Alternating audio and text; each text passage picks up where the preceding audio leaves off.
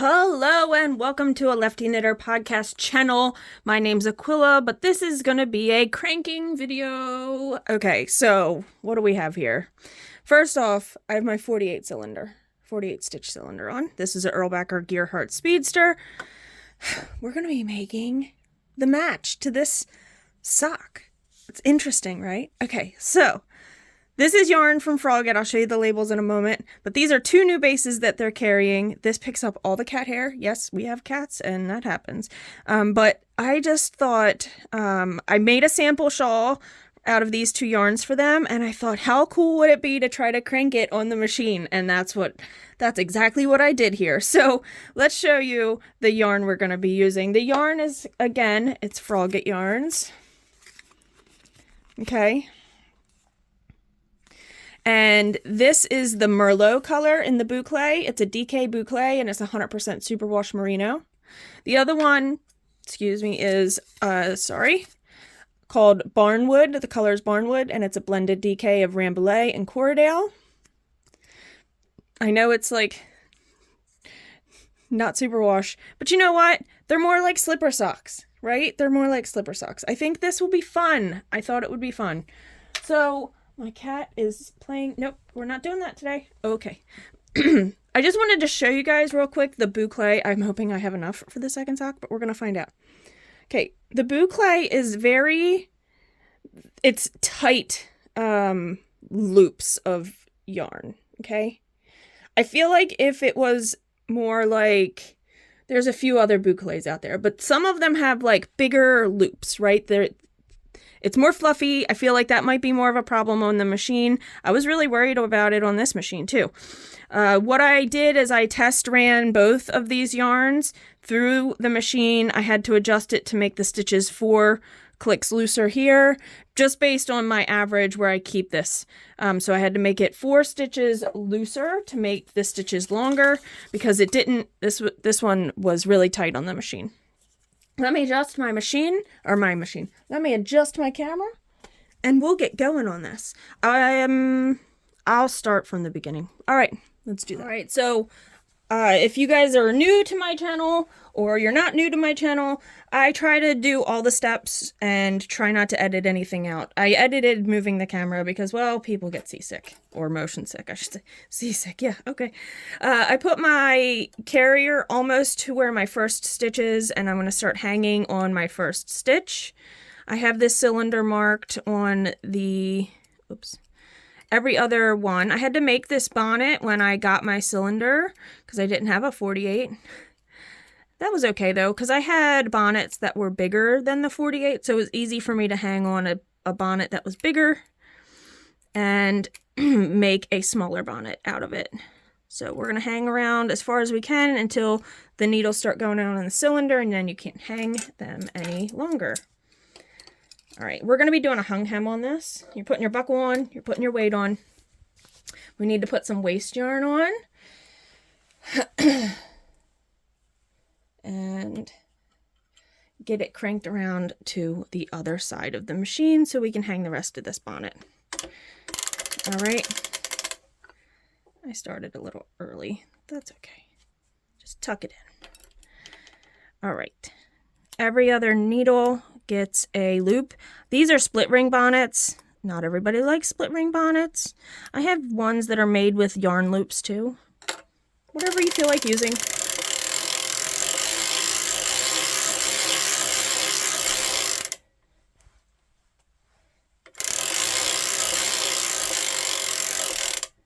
My little waste balls of yarn are already kind of pre-cut to do so many rounds. I use them over and over again until they're kind of unusable again. Okay, red mark indicates this is my last needle, this is my first needle. I'm going to stop there because I don't think I can get another round in. It's a long tail, but that's okay. All right, I'm going to use ripcord. It's essentially fishing line. It's 65-pound fishing line I bought on Amazon.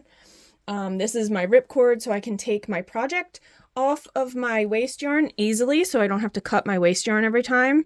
And that way I can reuse my waste yarn because I like to reuse it as much as I can. I had a bunch of scraps of waste yarn just recently go into an emotional support chicken. If you haven't seen them on social media, they're just a stuffed knitted chicken. They also came out with a crochet version. All right, let's get started. So our ripcord starts and stops on the first needle and stops on the last needle. Now we're going to reset our counter. I'm doing 30 rows and then hung hem. And we're going to use the not boucle yarn, the barnwood color, and do our cuff. All right. I tuck the tail in. I leave a long enough tail so I can weave in. And then I have it hooked under the first needle. I just hold it a little bit. Some people use weights and clips. I just hold it. Okay. And then I kind of hold it again when it goes around. Other than that, you really don't have to. We're going to do 30 rows.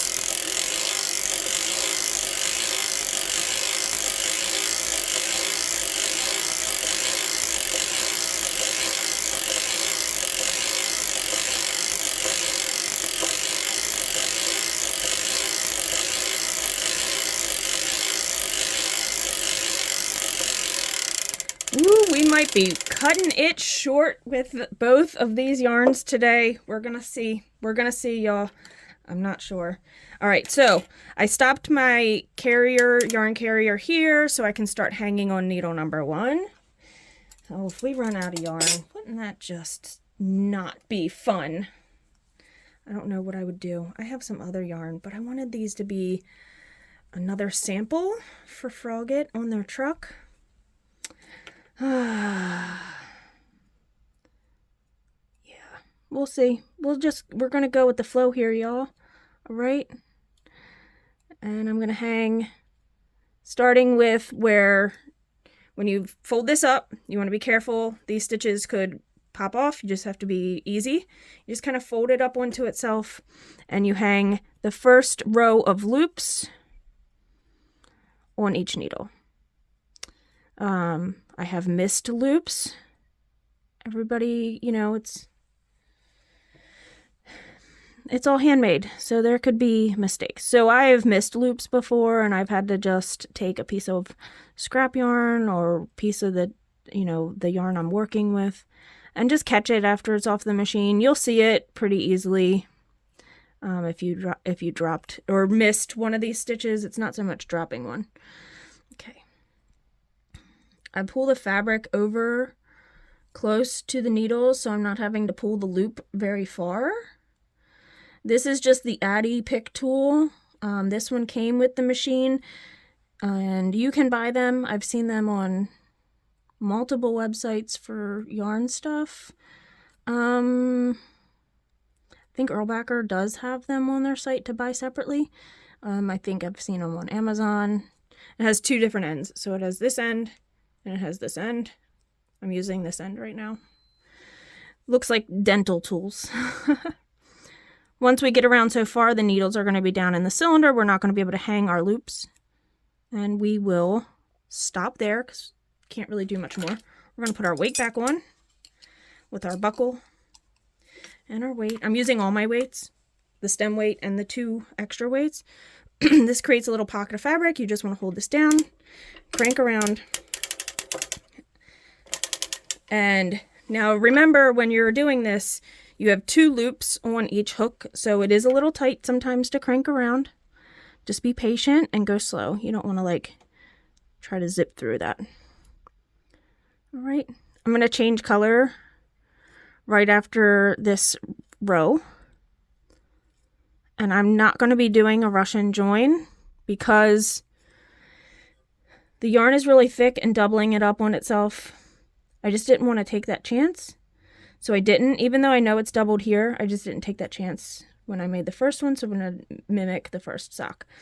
I'm just finding the first stitch. So I'm finding where my fishing line went through the last one here, lifting that up over. And I'm going to be stopping on the last stitch, cutting my yarn. Once that last stitch closes. Okay, it closed, and I'm going to cut it so I can weave it in as I dropped my scissors. Apologies. Oh, I really hope I have enough yarn. This is gonna be interesting. All right, so I just pulled it in after the last stitch that was knit, so the 48 needle. Grab my new yarn. I'm gonna reset my counter because I know I need to do so many rows to have a matching sock. And I did go slow with the boucle just because I was worried. I'm gonna feed it in here, leaving a long enough tail to weave in my ends. So both of my ends are coming out between the same two needles. I'm gonna hold it again like I did in the beginning. All right, now we're doing 45 rows for the leg.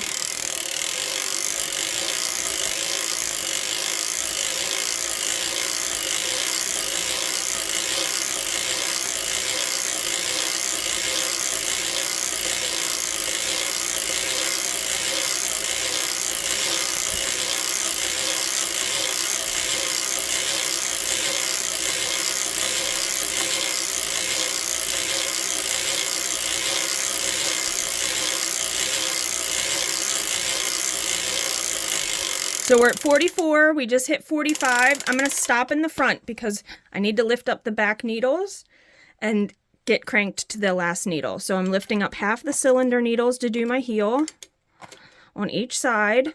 I'm gonna crank until the last one closes.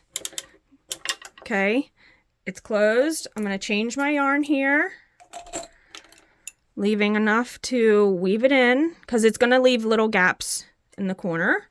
And that's okay because you're just going to pull it and weave it in tight. Okay, so I've cut my yarn and I need to use my heel color. So we're going back to the other color and praying we have enough. Oh, goodness. So I'm going to put this in my mast. I'm going to bring this around a little bit. Going to thread it into my yarn carrier. I'm going to make sure it goes into the same two needles, right? Now, you need to have your heel weight on, your heel spring, I'm sorry. So you kind of have to hold this, okay? And we're going to lift one to decrease on the side the yarn is coming from, okay? So it didn't want to, it's not heel spring. The heel spring is not working real right there. Okay. There we go. All right. Oh, my needles are up. Yes. Okay. All right. First pass, whatever we do on one side, we're doing on the other. We're going to lift one needle to decrease and go around. Lift one to decrease, come around. Lift one to decrease. Now, my yarn isn't going all the way down very quickly. It is slowly going down, but not... I want to put the downward pressure on these stitches. So we're going to do that right now. These are your heel weights. One goes right in the middle at the front, about half a knuckle down, half a finger down, an inch or so. And the other two go underneath the working needles about the same height down, okay? Yarn is on this side, so we're decreasing one on this side by lifting one needle out of work. Cranking across. Lifting one out of work, cranking across. All right, we're decreasing one. Oops. I have a half weight on right now, so sometimes the yarn, it doesn't get the right tension because I'm using half weight versus the full heel weight. The full heel spring weight, I should say. Okay. Lift one. The side ones don't want to go down all the way. We'll do one more pass. Lifting one to decrease. And we're only going to the black marks I have here, so that's going to be the last ones that we maneuver. I'm going to move my weights in a little because they're underneath needles that are out of work, and move the one up a little. Lift one on this side to decrease. Lift one on this side to decrease. This is the last one on this side. Now I'm going to do the one up, two down method. It's the one I like, so I'm going to continue to do that. So it's one up to decrease and two down to increase. So we're increasing one stitch in this row, okay? So one up, two down, all right? So it's always going to be a one stitch increase. Come on. Let me fix my weights here, maybe. All right. 1 up on the yarn side, 2 down on the opposite. Okay. 1 up, 2 down.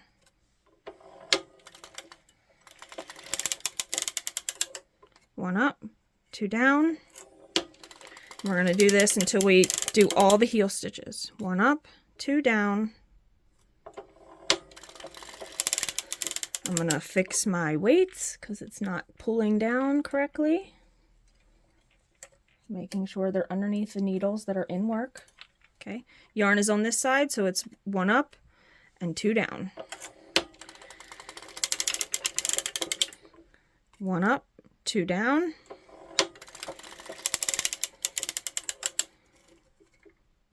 One up, 2 down.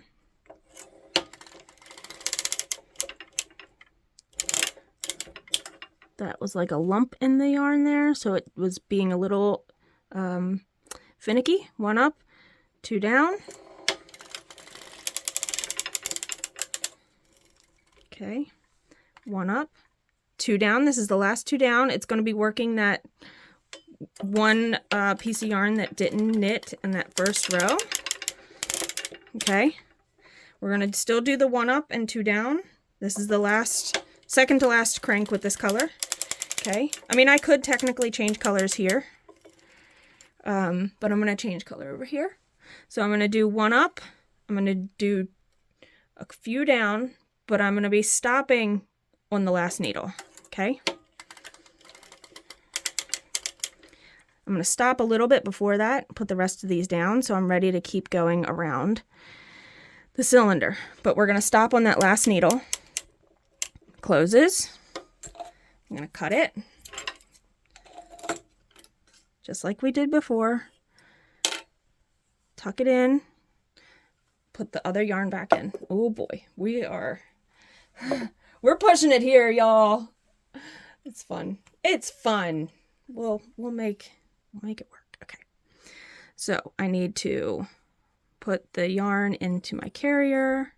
The boucle is a little funky because it has the boucle pieces, so you just have to be leery that it could catch if you have any weird sharp points on your cylinder. I'm just going to put my heel spring on to catch the first stitch or two. Okay, so we're going this direction, and we're going to start the, it caught, we're going to start the leg. I'm going to reset it. I'm going to actually take the heel spring off. Don't really need it. Okay, first row you want to be slow. You want to make sure you catch the stitches on the corners because those are the most important. Making sure your latches were all open because I didn't say that. And this leg is going to be, or the foot, I'm sorry. I did 45 on the other sock. So let's see if I can get 45 out of what's remaining.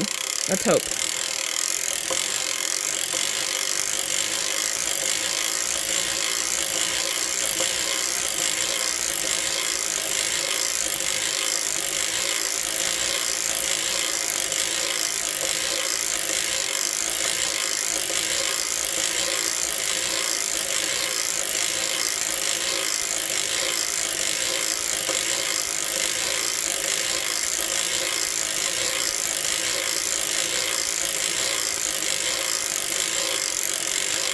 All right, we're at 43, 44, 45.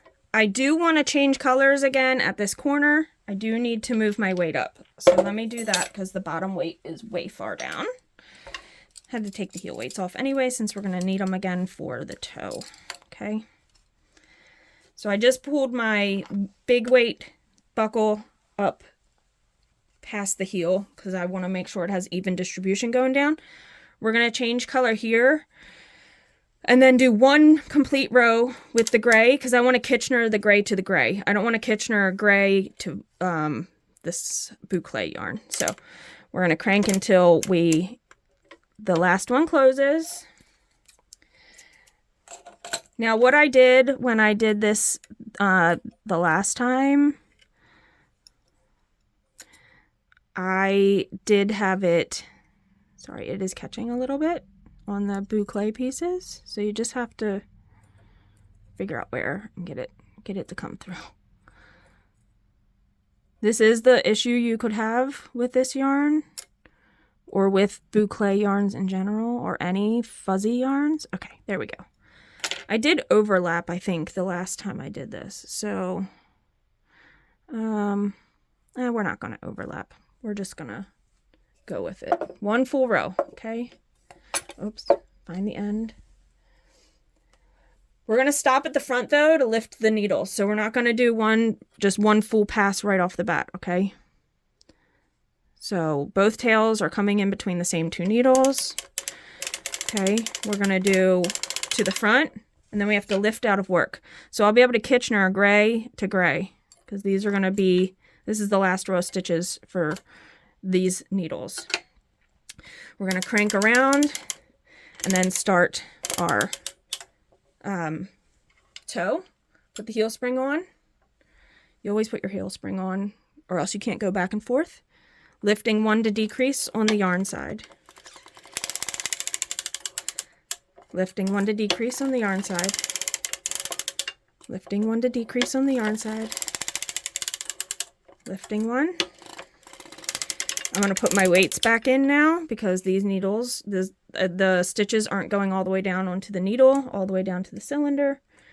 So if you don't do that, you're likely to lose stitches in these corners, because the yarn is just going to move up and ride off the needle.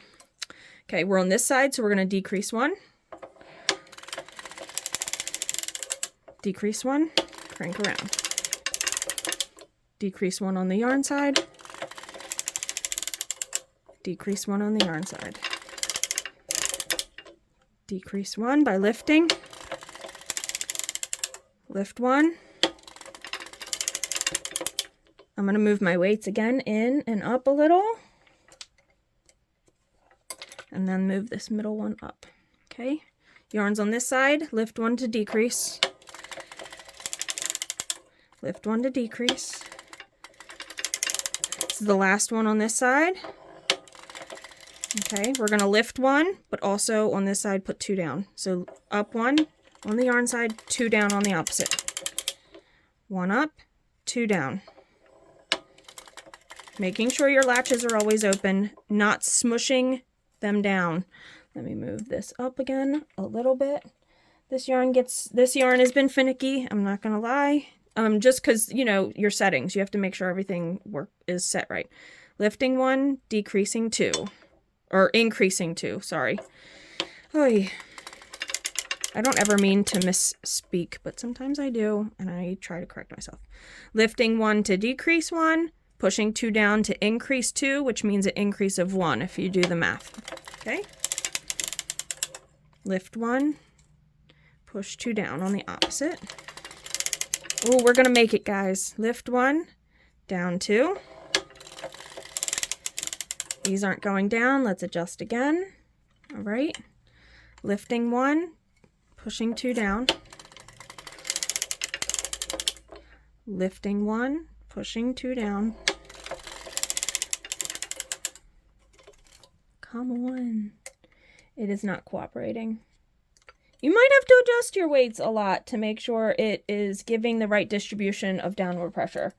I mean, that's all part of this learning curve with this, okay? Yarn's on this side, so we're going to lift 1, push 2 down on the opposite side. Now they're working much better. Lift 1, down 2. Okay, lift 1. This is the last down 2. We're at the half mark. For the toe, you don't lift any. You don't manipulate anything on this side. You want the stitches to stay the same because you want half and half always. So we're at the half mark. We're doing nothing. On this side, we are going to push 2 down. Now we're at the half mark on this side. This is our last pass with the sock yarn. Okay? All right. So there we go. Last pass. We're going to cut our yarn. I just made it, guys. Look at this. Look how much I have on both of these. That's awesome. That's exciting. Okay. Oh, I did not leave a very long tail. That was me not thinking when I cut. I might use a whole new tail to do the Kitchener instead of this. I just might add a piece of this. Luckily I have it. Ugh, dummy me. I wasn't thinking. When I cut it, I'll move a little bit. I usually, when I'm changing yarns, I'm cutting it right here at the mast, and that's what I did. I should have went up around and cut it down near the cone, and I didn't do that. So now my tail is not going to be quite long enough for Kitchenering. So like I said, I'm just going to use a whole separate piece of yarn to Kitchener all the stitches. That was dummy me, not thinking. Not in a rush per se, but I wasn't thinking. All right, so let's use this green. It's a nice big ball with the 48 stitch cylinder and the looser stitches. I don't get as many rows because of that. All right, I'm pulling my carrier almost all the way around, but not all the way. The tail is going to go between the last needle that was knit and the unworked needle. Okay. I do put my heel spring on, but I don't let go. I have my right hand up holding the yarn at the mast, and this hand is going to go in my cylinder and hold the tails, okay? Slowly cranking to make sure the yarn catches to the front. Stopping at the front, putting all your needles down, making sure latches are all open. Push them down. Dang, I can't believe I cut the tail. I mean, that happens. I've done it before. Cranking slowly so you don't drop any stitches, mostly in the corners, because that's where a lot of people will drop stitches, okay? And we're just gonna crank around a few rows of waste yarn.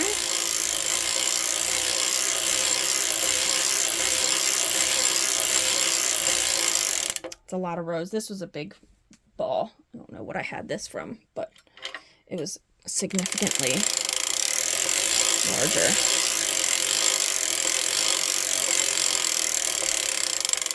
Okay. I always go and stop at the same spot. I always start and stop usually when I can on the last stitch. Okay. You're going to hold your weights because you're going to crank this off. Okay. Holding your weights so the weights don't fall on the floor or your feet. Crank your project off. Let me get these weights off. And I'll take the ripcord out and show you guys. Let me lift the camera and move around a little bit here. Okay. Better. All right. So going from start to finish, here's the bonnet. Here's waste yarn. The ripcord is in there. Your cuff, leg, heel, foot, and toe. All right, let's take this ripcord off. So here's where the ends of the ripcord are here. We're going to go to the opposite side. We're going to grab a leg of the fishing line. And sometimes it pulls out really easy, and sometimes it catches on yarn inside. So that's what happened today. Dang, no cool reveal. That's my favorite part. It's definitely trying to attach to something in there. Okay, there we go. Ba-doo. All right, so we have taken that off. Now, if you, like I said, if you had missed a stitch here, sorry, I have it up too high. There we go. If you miss a stitch when you're picking up for your hem, you would just take a darning needle, put it through the missed stitch, and, you know, tie it off however you feel like. I'm gonna have to weave in all these. I've already done it on the other sock. It wasn't difficult. So here's your leg. This is a big gap here because when we changed yarns, we'll fix that when we sew it up. Foot and toe. So there you go. Here's a, oh gosh, darn it, sorry, all the cat hair. A Boucle DK weight sock. Isn't that fun? That's so much fun. It's more like a slipper sock. It's going to be super cozy. But I'm very excited to be able to send these on to Frogget, so yay.